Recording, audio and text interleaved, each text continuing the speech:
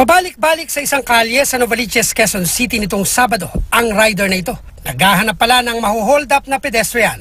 Tiyempong nakasalubong ang isang babaeng naglalakad. Agad nagmaniobra ang suspect at sinundan ng estudyante.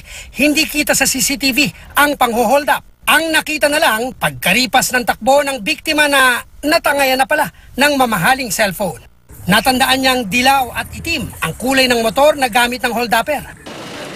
Nitong Martes, nahuli ang 3 umano'y cellphone snatchers na taga Valenzuela. Na-trace sila sa tulong ng cellphone application at nadakip ng QCPD Station 4.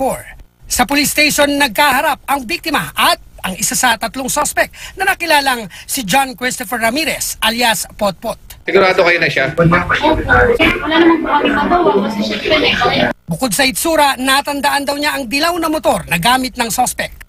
Na-recover ng pulis kasama ang umano'y ginamit na baril. sobrang nakakatakot. Siyempre, anin po namin na idemanda po siya kasi baka mamaya marami po yung mabiktima niya. Yung motor na ginamit niya ay siya din na-involved dun sa dalawa nating previous robbery incident. Pasensya na sa mga nasagasaan namin, sa nagawa namin. Dati nang nakulong si Ramirez at iba pa niyang kagrupo na sangkot umano sa serye ng snatching at pang-hold up.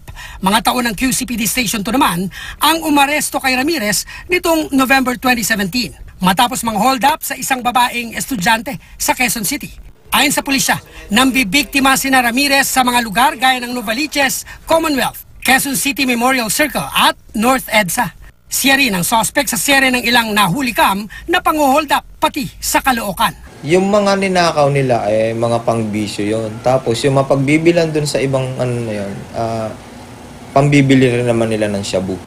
Bukod sa kasong sinampa ng mga biniktima ni Ramirez itong Lunes, naharap din siya sa kasong robbery hold-up na isinampa naman ng isa pang biktima sa Novaliches. Cesar Apolinario, GMA News.